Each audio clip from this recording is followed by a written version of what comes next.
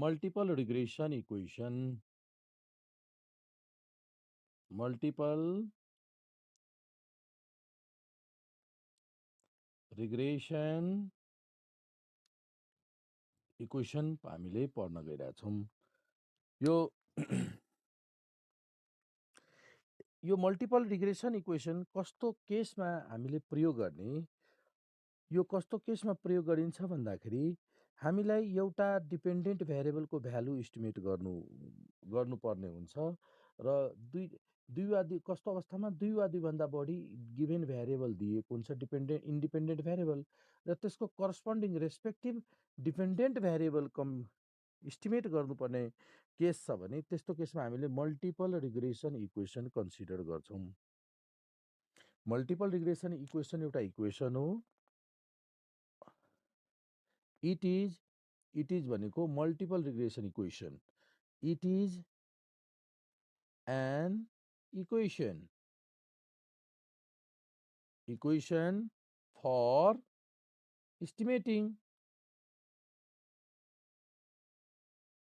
estimating the value of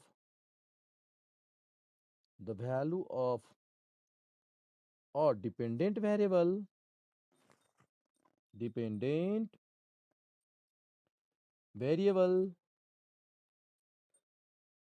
for a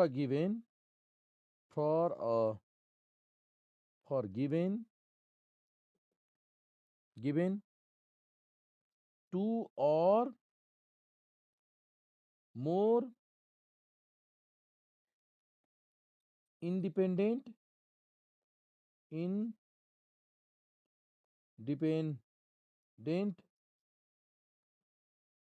variables values।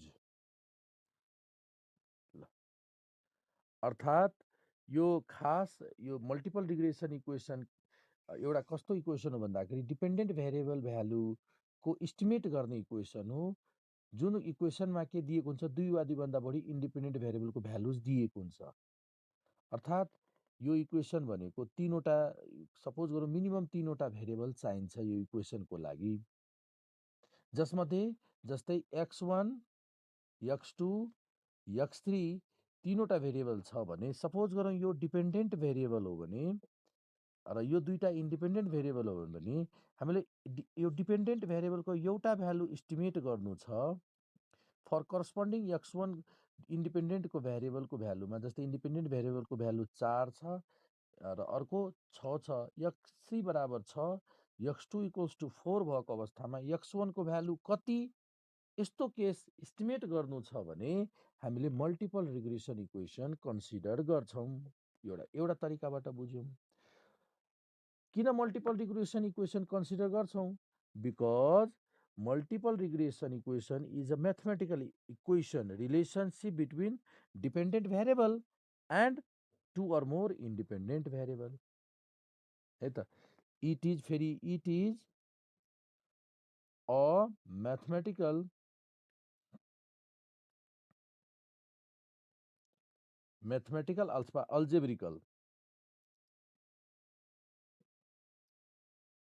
algebraical relationship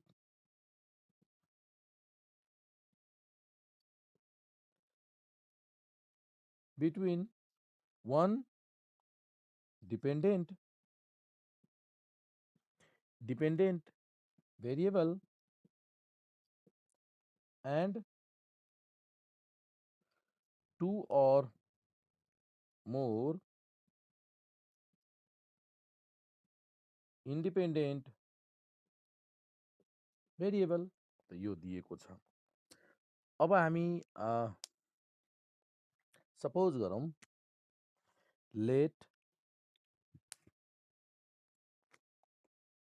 late x1 x2 x3 be three variables, कुनै तीनवटा variables दिएको छ हामीसँग है, तीनटा भेरिएबल छ। अब हामीलाई इस्टिमेट गर्नु छ एउटा भ्यालु इस्टिमेट गर्नु छ कुन त भन्दाखेरि सपोज गरौँ हामीलाई x1 इस्टिमेट गर्नु छ सपोज गरौँ, सपोज हामीलाई x1 इस्टिमेट गर्नु छ भने, x1 को भ्यालु एउटा इस्टिमेट गर्नु छ भने, यस्तो अवस्थामा हामीले कुन रिग्रेसन इक्वेसन कन्सिडर गर्ने? रिग्रेसन इक्वेसन अफ यस्तो अवस्थामा एकछिन यो भयो, भेरिएबल छ। सपोज गरौँ, यहाँ म लेखिरहेको छु ल, भेरिएबल भयो। अब सपोज हामीलाई x1 इस्टिमेट गर्नु छ, x1 इस्टिमेट गर्नु छ। यस्तो अवस्थामा हामीले कुन इक्वेसन प्रयोग गर्ने त? Regression equation of x1 on x2 and x3, तीनटा भेरिएबल मध्ये x1 इस्टिमेट गर्नु छ भने कुन प्रयोग गर्ने? Regression equation of x1 on x2 and x3 प्रयोग गर्ने। र त्यो multiple regression equation of x1 on x2 and x3 कुन हो त? के हो त? लेखिरहेको छु म। The regression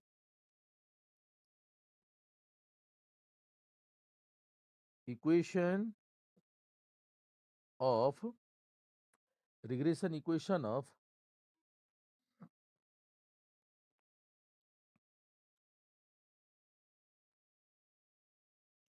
regression equation of x1 on x2 and x3 is, यसरी लेख्नु होला। डिपेन्डेन्ट भेरिएबल x1 भयो, इन्डिपेन्डेन्ट भेरिएबल अन पछिको जुन भेरिएबल छ नि हो त्यो भेरिएबललाई इन्डिपेन्डेन्ट भेरिएबल भनिन्छ। किनभने x1 depends on x2 and x3, त x1 डिपेन्ड परेकोले गर्दा x1 डिपेन्डेन्ट भेरिएबल। र कुनमा डिपेन्डेन्ट छ x1? x2 र x3 मा। सो x2 र x3 इन्डिपेन्डेन्ट भेरिएबल। सो हामीले लेख्न सक्छौँ x1 equals to a plus b1 x2 b2 x3। ल, यो इक्वेसन एज्युम गर्ने कस्तो अवस्थामा? यदि हामीलाई x1 इस्टिमेट गर्नु छ भने। अब भन्नुहुन्छ हैन मलाई x1 इस्टिमेट गर्नु छैन, मलाई त इस्टिमेट गर्नु छ यो। सपोज गरौँ यो इस्टिमेट गर्नु छ। क्वेसनमा सोधिएको छ x2 को भ्यालु इस्टिमेट गर भनेर क्वेसन सोधिएको छ। अनि कुन इक्वेसन युज गर्ने त? प्रयोग गर्ने त? यस्तो बेलामा कुन इक्वेसन प्रयोग गर्ने त? यस्तो अवस्थामा हामीले कुन प्रयोग गर्ने? यस्तो अवस्थामा हामीले प्रयोग गर्छौँ कुन त? The multiple regression equation, multiple regression equation of x2 डिपेन्डेन्टमा राखिदिने, बाँकी a plus b1 x1 plus b2 x3 चाहिँ बाँकी राखिदिने। भनेपछि यहाँ x1 x3 यहाँ x2 है। सिमिलरली x3 इस्टिमेट गर्नु छ भने यता x3 यता चाहिँ x1 x2 गरिदिने हो कि नै। त सिमिलरली यसै गरी मानौ हामीलाई इस्टिमेट गर्नु छ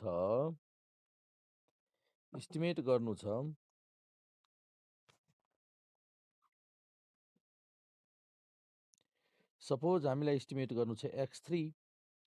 त्यस्तो अवस्थामा हामीले फेरि कुन इक्वेसन सम्झिने? यस्तो अवस्थामा हामीले कुन सम्झिने? द मल्टिपल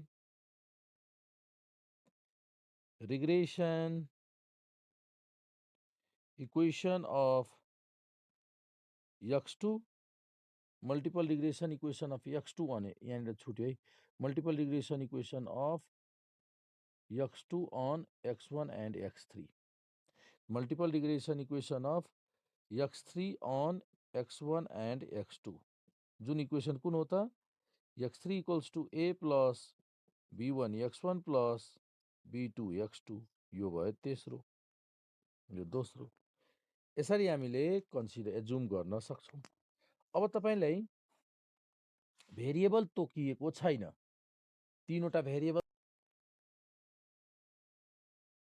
ल, म्युट गर्नुहोस् है, आवाज अर्कै किसिमको आइरहेछ, अघि जस्तै।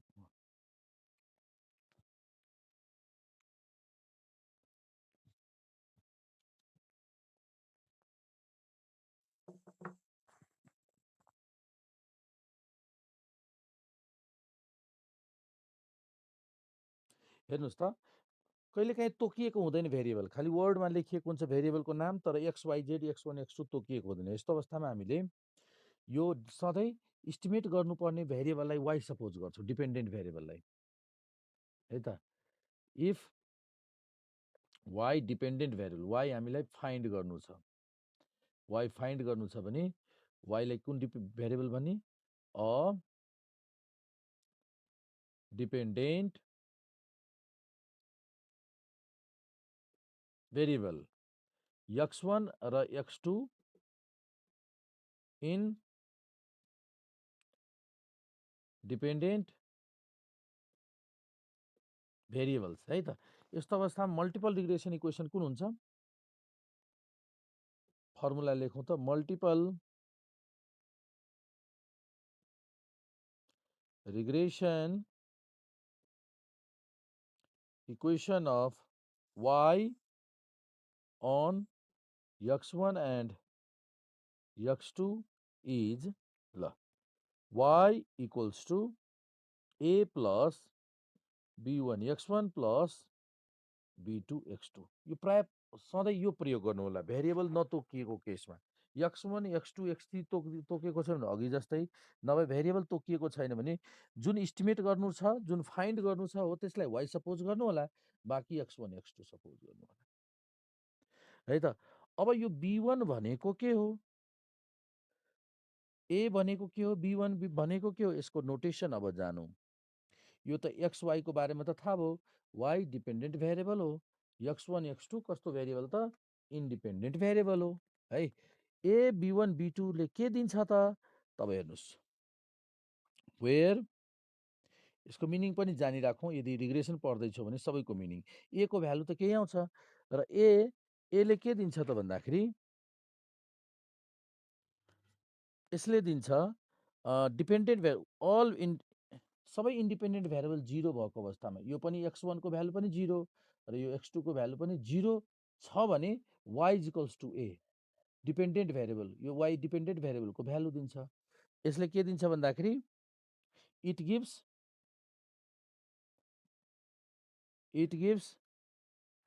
द भ्यालु अफ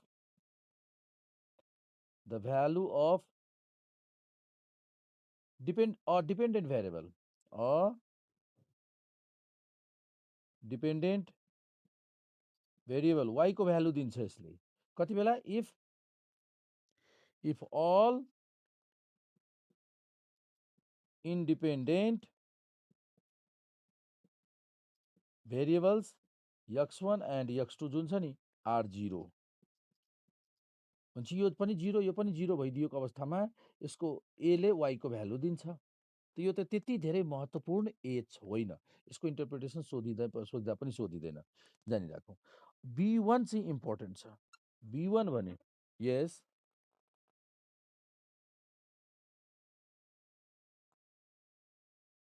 ए को भ्यालु भनेको यदि हामीले x1 को यति नै भयो हो, यहाँबाट बुझ्दा पनि भयो, यहाँबाट। अब हुन्छ हेर्नुहोस्, हामीलाई रिग्रेसन अहिले मल्टिपल रिग्रेसन इक्वेसन पढ्दैछौँ। सो मल्टिपल रिग्रेसन इक्वेसनमा भ्यालु इस्टिमेट गर्ने मेन प्रब्लम हुन्छ, एउटा भेरिएबलको भ्यालु इस्टिमेट गर्नुपर्ने। जुन भेरिएबलको भ्यालु इस्टिमेट गर्नु छ नि हो त्यसलाई वाइ सपोज गर्नु होला युजुअली प्राय, र त्यो भेरिएबललाई हामीले डिपेन्डेन्ट भेरिएबल भन्छौँ, जुन भेरिएबलको भ्यालु फाइन्ड गर्नु छ, र बाँकी दुईटा भेरिएबललाई इन्डिपेन्डेन्ट भेरिएबल। र यस्तो अवस्थामा हामीले के गर्छौँ, एउटा इक्वेसन सम्झिन्छौँ, किनभने वाइको भ्यालु त इस्टिमेट गर्नु छ, इस्टिमेट गर्नलाई फाइन्ड गर्नलाई त इक्वेसन चाहिन्छ। सो यस्तो अवस्थामा हामीले multiple regression equation of Y on x1 x2 suppose गर्छौँ, जसमा लेफ्टमा वाइ हुन्छ किनभने वाइको भ्यालु फाइन्ड गर्नु छ, बाँकी a plus b1 x b2 x assume गर्छौँ। यो हरेक क्वेसनको कमन कन्सेप्ट भयो। त्यसमा चाहिँ ए को भ्यालु के हो त? ए को भ्यालु के हो? यदि x को ठाउँमा x1 को ठाउँमा 0, x2 को ठाउँमा 0 राख्यो भने त्यति बेलाको y को भ्यालु नै a हुन्छ, किनभने यो 0 राख्दा यो पनि 0 भइदियो, पुरै 0 भइदिन्छ। त्यसो भए अब हेर्नुहोस् त a इक्वल्स टु y, यही कुरा भनेको मैले। a ले कसको भ्यालु दिन्छ? y कै भ्यालु दिन्छ। a ले y कै भ्यालु दिन्छ यदि इन्डिपेन्डेन्ट भेरिएबल 0 गरियो भने। अब बुझ्नुभयो? यो सबैको भ्यालु 0 गरिदियो भने a ले y कै भ्यालु दिन्छ भन्न खोजिएको हो। अब बीले चाहिँ के दिन्छ त, बीको त केही न केही कुनै न कुनै त आन्सर आउँछ। इट मेजर्स, बीले के मेजर गर्छ? It measures the it measures the change in change in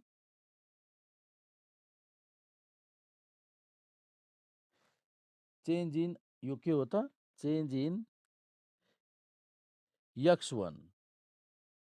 It measures the change in x1 per unit, sorry, change in y, change in y. It measures the change in y per unit, change in per unit, change in x1, keeping x2 constant, x2 as a constant. ल B1 ले के दिन्छ? Change दिन्छ, change in rate of change. B1 is the change in y per unit change in x। x1 मा 1 unit change हुँदा y मा कति unit change हुन्छ त्यो B1 ले दिन्छ है। तर यो चाहिँ कन्स्टेन्ट मेन्टेन गरिदिनु पर्ने हुन्छ, x2 चाहिँ कन्स्टेन्ट भएको अवस्थामा। यसै गरी B2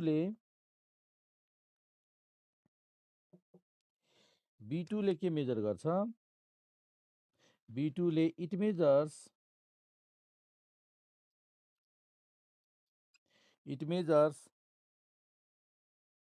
change in y. It measures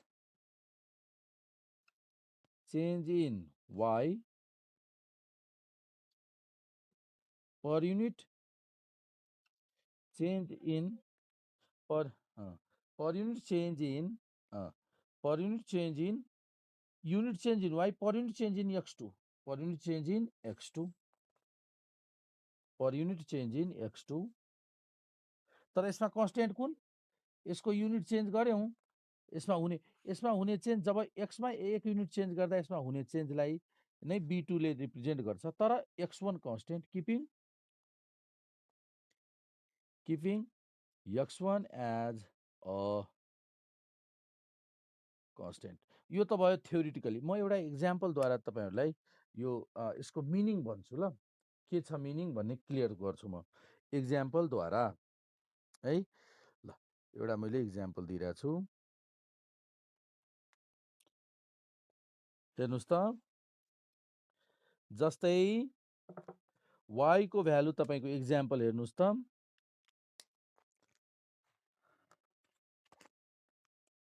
इक्जाम्पलमा y equals to 2 plus 3x1 plus 5x2 छ। अब हेर्नुस् यो 2 भनेको यहाँनिर a को भ्यालु कति भयो? यो a भनेको यहाँनिर a भनेको 2, b1 भनेको 3, b2 भनेको 5 हो। अब a2 भन्दाखेरि के बुझिन्छ?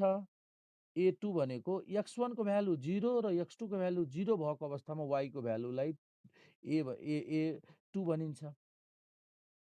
a को त्यति धेरै महत्त्वपूर्ण इम्पोर्टेन्स छैन। अब x3 भनेको b1 भनेको के हो त? b1 इक्वल्स टु 3 भनेको 1 युनिट x मा चेन्ज गर्दा y मा भएको परिवर्तन हो। यसले b1 equal to 3 means change 3 unit. b equal to 3 भनेको के भयो?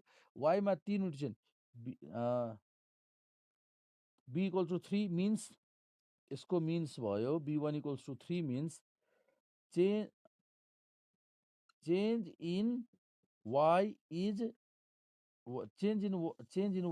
3 when x1 is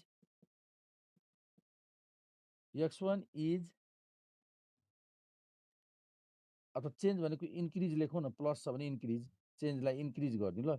it means यसलाई अर्को वर्डमा म राम्रो सिम्बलमा देख्छु। इट मिन्स द्याट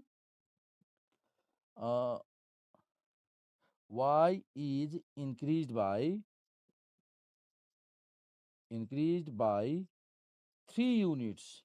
यसको मिनिङ है b को b1 equal to 3 units as x1 is increased by 1 unit. x1 1 unit increase हुँदा y मा 3 युनिट इन्क्रिमेन्ट भएको छ भन्ने बुझिन्छ। तर keeping x3 constant as a constant भन्छ x3 को भ्यालु परिवर्तन भएको अवस्थामा x मा 1 युनिट परिवर्तन हुँदा x2 मा x2 को यथावत राख्ने, x1 मा 1 युनिट परिवर्तन गरिदा x1 मा 1 युनिट परिवर्तन हुँदा y मा 3 युनिट परिवर्तन भएको छ भन्ने बुझिन्छ b = 3 भनेको। तर यो मेन्टेन के गर्दिनु पर्ने हुन्छ कन्स्टेन्ट। यसै गरी यसको मिनिङ के हुन्छ b = b2 = 5 छ। यसको मिनिङ के भयो b2 = 5 यो 5 यसको मिनिङ भयो यो 5 युनिट y मा चेन्ज इन्क्रिज जब x मा 1 युनिट इन्क्रिज गरिन्छ। तर यो कन्स्टेन्ट मेन्टेन हुनुपर्छ। यसको मिन्स के भयो 5 = b2 = 5 means y increases by 5 units कति by 5 units when कति x2 increases by 1 unit keeping x1 constant x1 as a constant। ल यो b1 b2 को पनि मिनिङ जान्यौ। त यो त इन्टरप्रिटेसन गर्नलाई कहिलेकाहीँ सोधिन्छ बुझ्नलाई मात्र। ल हुन्छ। अब यहाँनिर भन्नुको अर्थ के छ यो सिम्पल तरिकाले बुझ्नुस् त। यो यहाँ a b1 x1 b2 x2 हो नि त a को भनाइ आवश्यक पर्दैन, यसलाई छोड्दिउँ, कम्प्लेक्स नबनाऊ। कहिलेकाहीँ यो सोधिन्छ यो 3 b1 को b को ठाउँमा 3 छ नि, त्यो b1 जुन 3 छ यसको मतलब के? यहाँ b1 3 आयो, यसको मिनिङ हामीले कन्क्लुजन के भन्न सक्छौँ त b1 3 भयो, यसको मिनिङ भयो कि y मा 3 युनिटको परिवर्तन प्लस छ भने इन्क्रिज y मा 3 युनिट वृद्धि हुन्छ। कति बेला x1 मा 1 युनिट बढाउँदा x1 को भ्यालु 1 युनिट वृद्धि भएको छ भने y मा 3 युनिट वृद्धि हुनु हो। तर x2 चाहिँ सेम मेन्टेन गरिदिनु पर्ने हुन्छ। यो 3 को मतलब y मा 3 को 3 युनिटको इन्क्रिमेन्ट हुनु हो है, याद राख्नु होला। Means that y is increase by 3 unit. यो 3 भनेको y 3 ले बढ्छ कति बेला x 1 युनिटले बढ्दा, अर्थात् यो रेट अफ चेन्ज दिन्छ यसले। रेट अफ चेन्ज कसको? Rate of change in y per unit change in x1 दिन्छ। अब 5 यो 5 भनेको के हो? यो पनि y कै चेन्ज दिन्छ।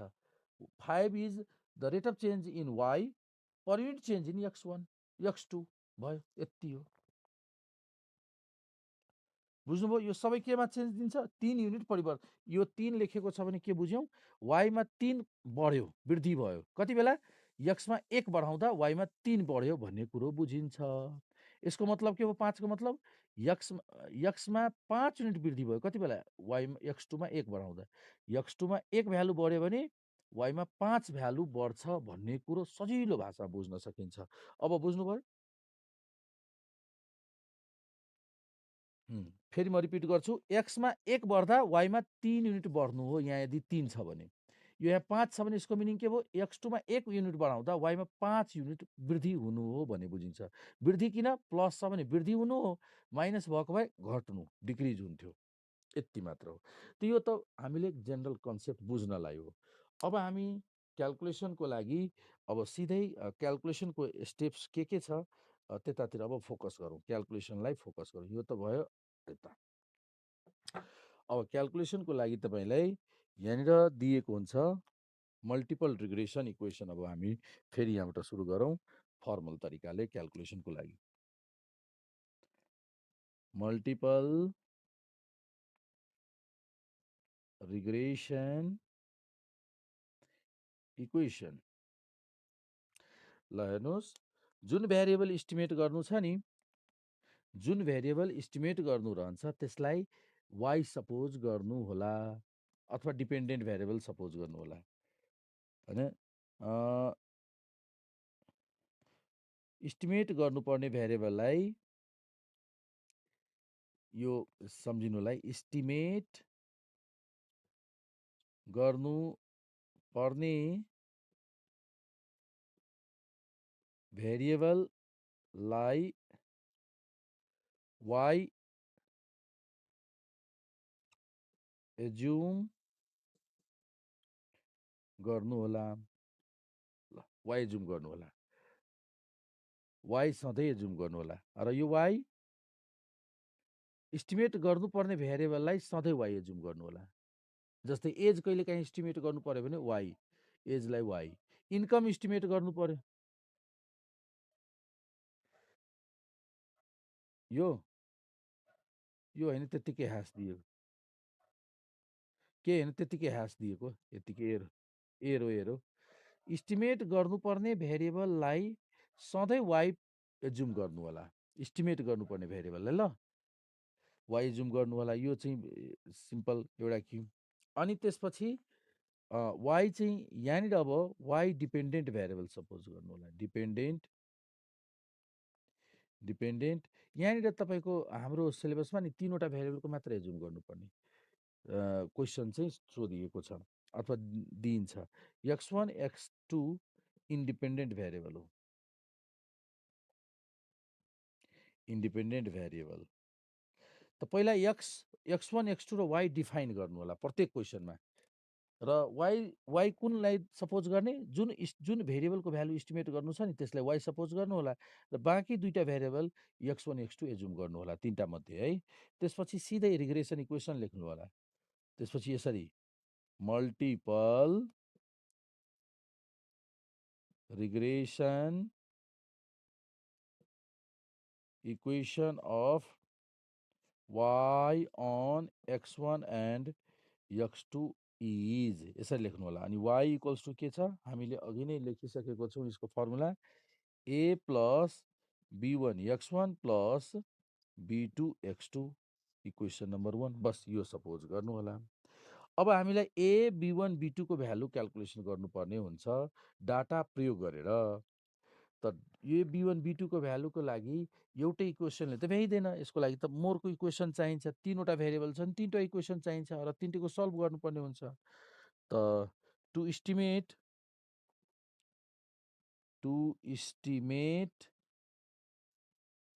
Values of a b1 and b2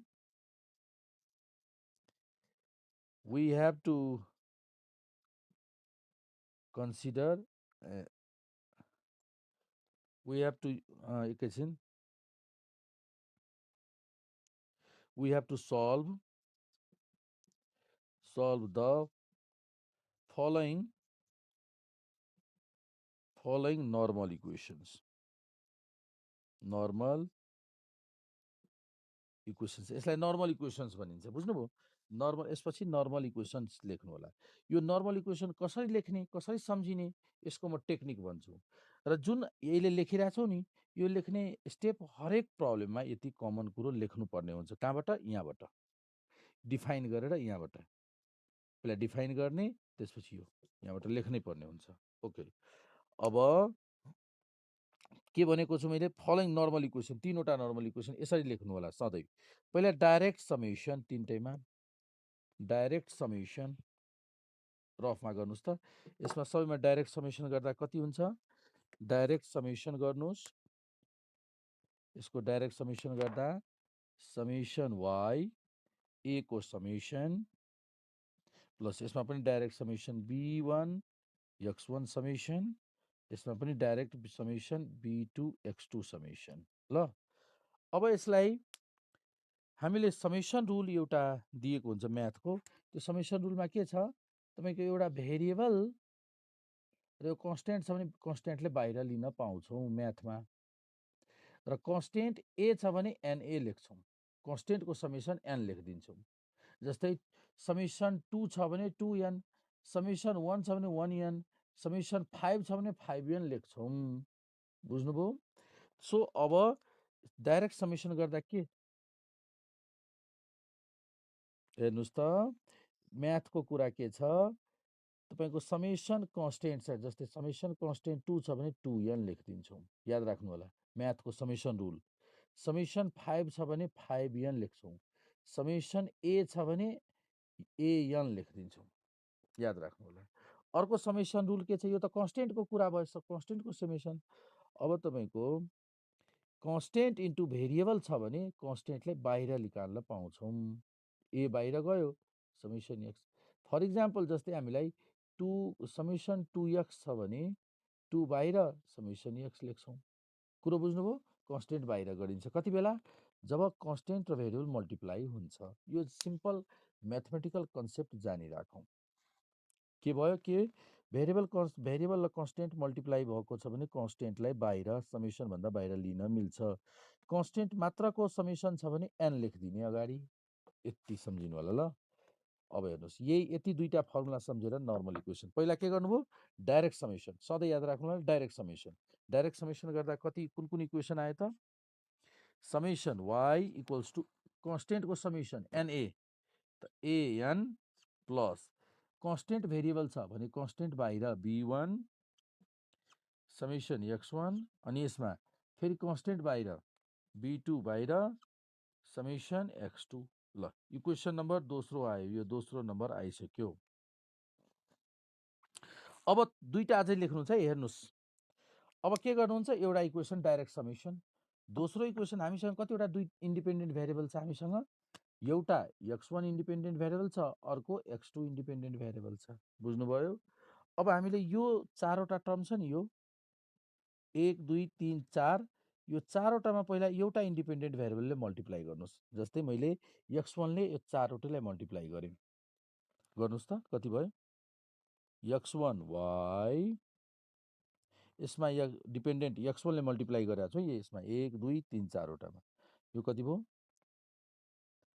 ax1 यसमा मल्टिप्लाई गर्नुहोस् b1 x1 स्क्वायर यसमा मल्टिप्लाई गर्नुहोस् b2 x1 x2 multiply गरिसक्यौँ okay अब हरेकमा समेसन अप्लाई गरिदिनुहोस् अब र यहाँ लेखिदिनुहोस् अब सबैमा समेसन अप्लाई गर्नुहोस् त यसमा समेसन अप्लाई गर्नुहोस् त कति भयो समेसन x1 y यसमा समेसन अप्लाई गर्नुहोस् त कन्स्टेन्ट बाहिर समेसन x1 कन्स्टेन्ट बाहिर समेसन x1 यसमा समेसन अप्लाई गर्नुहोस् त कन्स्टेन्ट बाहिर b1 बाहिर समेसन x1 स्क्वायर अब यसमा समेसन अप्लाई गर्दा b2 बाहिर समेसन x1 x2 ल यो भयो अब यसै गरी तपाईँले अब यो भेरिएबलले मल्टिप्लाई गर्नुहोस् कसलाई यसलाई यो कम्प्लिट भयो सेम त्यही कुरा रिपिट गरौँ तर x2 ले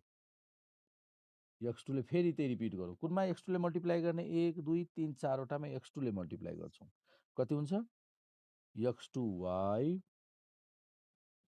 ल एमा x2 ले मल्टिप्लाई गरिदिनुहोस् ax2 प्लस b1 x1 मा x2 ले मल्टिप्लाई गर्नुहोस् कति भयो b1 x1 x2 प्लस यसमा x2 ले मल्टिप्लाई गर्नुहोस् b2 x2 स्क्वायर अब यसमा समेसन अप्लाई गर्नुहोस् यहाँ समेसन x2y अनि यसमा समेसन अप्लाई गर्नुहोस् यसमा समेसन अप्लाई गर्दा समेसन x2 फेरि यसमा पनि समेसन अप्लाई गर्नुहोस् b1 summation x1 x2 plus यसमा पनि समेसन अप्लाई गर्नुहोस् b2 समेसन x2 स्क्वायर बस यो तीनवटा इक्वेसन लेख्न जान्नुपर्छ र डाटाबाट यो सबै भ्यालु हामी डाटाबाट प्राप्त गर्छौँ समेसन वाइ डाटामा एन डाटाबाट समेसन x1 डाटाबाट x2 डाटाबाट सबै भ्यालु ए b1 b2 बाहेक सबै भ्यालु हामीले डाटाबाट प्राप्त गर्छौँ तीनवटा इक्वेसन आउँछ तिनटैको सल्भ गर्छौँ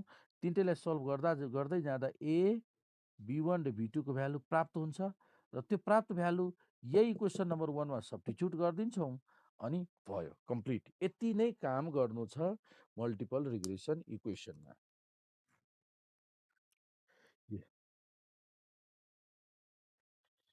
समेसन x2 एकैछिन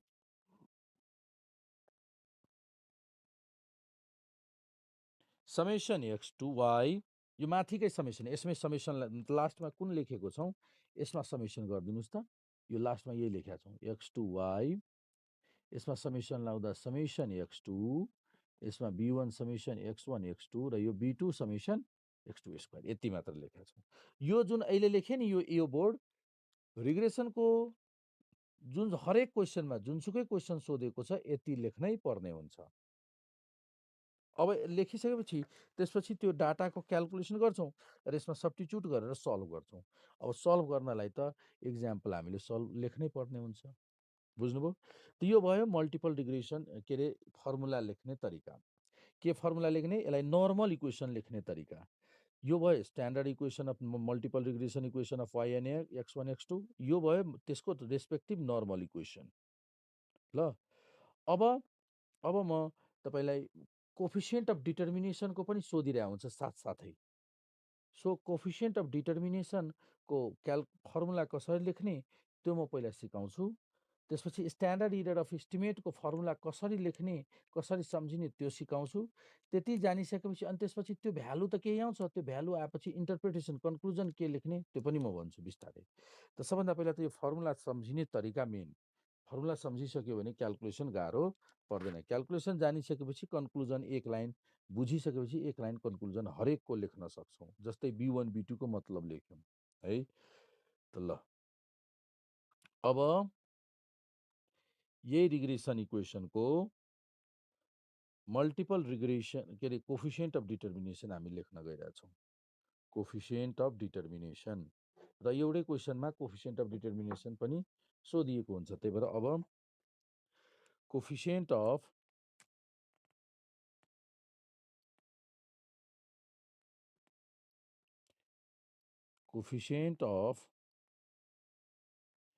डिटर्मिनेसन,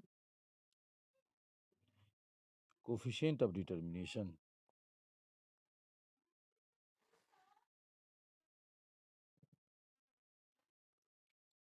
ल अब कोफिसिएन्ट अफ डिटर्मिनेसनको फर्मुला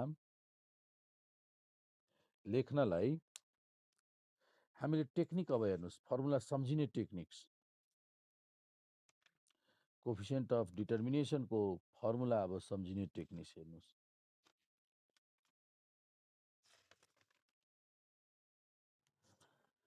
अब हामीसँग यहाँ रिग्रेसन इक्वेसन त अघि नै लेखेको कुन थियो रिग्रेसन इक्वेसन, म तल लेख्छु। के थियो हाम्रो regression equation? y equals to a अनि अर्को plus b1 x1 plus b2 x2 हाम्रो रिग्रेसन इक्वेसन नम्बर 1 थियो नि, जुन मेटिसक्यौँ यो थियो। यो चाहिँ माइन्डमा सम्झिराख्ने रिग्रेसन इक्वेसन। र हामीलाई के क्याल्कुलेसन गर्नु छ? Coefficient of determination. यस्तो सोधिन्छ, फाइन्ड कोफिसिएन्ट अफ डिटर्मिनेसन। त अब कोफिसिएन्ट अफ डिटर्मिनेसनको पहिला नोटेसनबाट जाउँ। यसको नोटेसन तपाईँको हुन्छ आर। ल आर स्क्वायर हुन्छ यसको नोटेसन। कोफिसिएन्ट अफ डिटर्मिनेसनको नोटेसन आर स्क्वायर, याद राख्नु होला। र Y, R square of Y dependent variable on x1 and x2 यसरी लेख्न पाउनुहुन्छ। वाई भन्दा अगाडि dependent variable on x1 x2 यो क्याल्कुलेसन गर्नु छ। यसको लागि तरिका हेर्नुहोस्। यहाँनिर प्रत्येकमा कतिवटा टर्म छ? यहाँ जुन यो टर्म छ नि, प्रत्येकमा वाईले मल्टिप्लाई गरिदिनुहोस्। केले? डिपेन्डेन्ट भेरिएबल वाईले मल्टिप्लाई गरिदिनुहोस्। कसलाई? ए, यो 2 3वटालाई वाईले मल्टिप्लाई गर्नुहोस् त कति भयो? वाईले मल्टिप्लाई गर्दा a y plus b1 x1 y plus b2 x2 y। बुझ्नुभयो? यति मल्टिप्लाई गरिदिनुहोस्। टेक्निक हेर्नुहोस् है, के गर्नुहुन्छ? वाईले नै यो तीनटामा मल्टिप्लाई गरिदिनुहुन्छ। त्यसपछि समेसन अप्लाई गरिदिनुहोस्। फेरि समेसन अप्लाई गरिदिनुहोस्। कति भयो? यसमा समेसन अप्लाई गर्दा ए समेसन वाई, त ए समेसन वाई। यसमा फेरि समेसन अप्लाई गर्नुहोस्, b1 समेसन x1 y। यसमा समेसन अप्लाई गर्नुहोस्, b2 समेसन x2 y। यसमा गर्नुभयो, अपन समेसन वाई स्क्वायर लेख्नु होला। समेसन वाई भनेको डिपेन्डेन्टतिरको, यो यहाँनिरको भेरिएबलको स्क्वायर, लेफ्टमा भएको स्क्वायर। अनि माइनस माइनस माइनस माइनस अनि त्यसपछि एन वाई बार स्क्वायर। यता पनि n y बार स्क्वायर यसरी क्याल्कुलेट गरिदिनु होला, n into y bar square. ठिक छ। ल यो भयो फर्मुला कोफिसिएन्ट अफ डिटर्मिनेसनको। लेख्ने तरिका बुझ्नुभयो?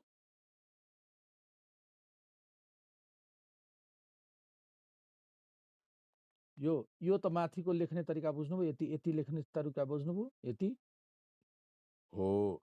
अब यो जुन डिपेन्डेन्ट भेरिएबल छ नि लेफ्टमा, जे छ त्यसकै होल स्क्वायर, जे लेफ्टमा हुन्छ नि त्यसकै whole square.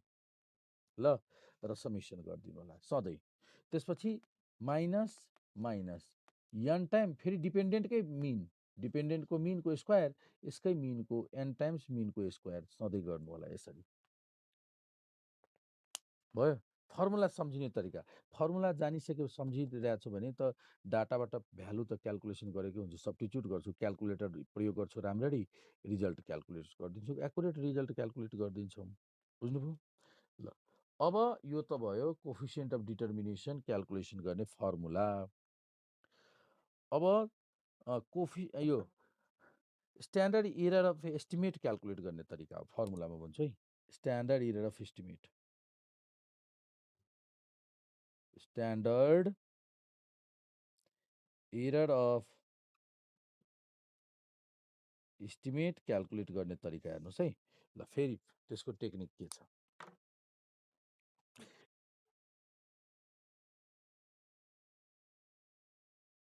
Summation Y bar n into हो, एकदम एकदम हो हो सही भन्नुभयो। यहाँ समेसन वाइ बार क्याल्कुलेसन गर्नु पर्यो भने यो फर्मुला प्रयोग गर्नु होला। समेसन वाइ बारको लागि के अरे वाइ बारको लागि समेसन वाइ अपन n प्रयोग गरिदिनुहोस् है। अब स्ट्यान्डर्ड इरर अफ इस्टिमेटको लागि यसलाई हामीले स्ट्यान्डर्ड इरर अफ इस्टिमेटलाई नोटेसन क्यापिटल यसले दिन सक्नुहुन्छ। यस्तो स्ट्यान्डर्ड डेभिएसन छ नि, स्ट्यान्डर्ड इरर अफ इस्टिमेट, यो के हो? y.12। ल यसको लागि सबभन्दा पहिला त स्क्वायर रुट त गरिदिनुहोस्। तीनवटा भेरिएबल छ भने, तीनटा भेरिएबल छ भने n-3 तल लेखिदिनुहोस्, n-3। त्यो सधैँ n-3 फिक्स हुन्छ, यो फिक्स याद राख्नुहोस्।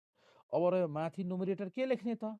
त्यसको तरिका हेर्नुहोस्, फेरि सम्झिनुहोस् त हाम्रो इक्वेसन के छ?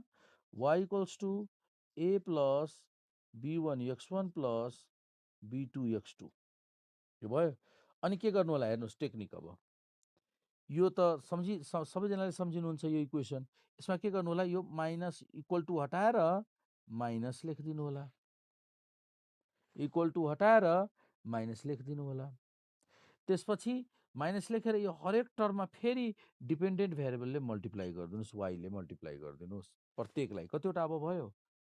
1 2 3 4वटा भइसक्यो। र चारवटैलाई कतिले डिपेन्डेन्ट भेरिएबल जुन लेफ्टमा छ नि त्यसले मल्टिप्लाई गरिदिनुहोस्। कति भयो भन्नुहोस् त? मल्टिप्लाई गरेपछि हरेकलाई y into Y Y square minus a into Y A Y plus minus minus. देखिराख्नु भएको छ नि? यहाँ क्लियर देखिरहेछ सबैजनालाई? तल मैले लेखिरहेको छु, देखिरहेछ है। y into b1 into x1 Y, फेरि वाइले यसलाई मल्टिप्लाई गरौँ, plus minus minus b2 into x2 Y. ल यो माइनसले मल्टिप्लाई गरौँ यसरी, यो भ्यालु आयो। अब प्रत्येकमा समेसन अप्लाई गरिदिनुहोस्। कति भयो? Summation Y square. यसमा पनि समेसन अप्लाई गर्नुहोस्, माइनस ए कन्स्ट्यान्ट बाहिर समेसन वाइ। यसमा पनि समेसन अप्लाई गर्नुहोस्, minus b1 summation x1 Y. फेरि यसमा कन्स्ट्यान्ट मल्टिप्लाई गर्नुहोस्, b2 समेसन x2 वाइ। ल यो फर्मुला भयो स्ट्यान्डर्ड एरर अफ एस्टिमेट लेख्ने तरिका, सम्झिने तरिका, घोक्ने होइन। यो टेक्निक सम्झिनुहोस् र यसरी लेख्नुहोस्, मिस्टेक हुँदैन है त। यसरी हामीलाई रेगुलर क्वेसनमा सोधिने भनेको त्यो इक्वेसन इस्टिमेट गर्ने, नर्मल इक्वेसन प्रयोग गरेर सल्भ गर्ने, इक्वेसन इस्टिमेट गर्ने, अर्को कोफिसिएन्ट अफ डिटर्मिनेसन, र तेस्रो स्ट्यान्डर्ड एरर अफ इस्टिमेट। यही मेजर रूपमा इक्जाममा प्रत्येक वर्ष सोधिरहेछ, यो यति क्वेसनहरू सोधिरहेछ है त। अब तपाईँहरूले प्र्याक्टिस गर्नु।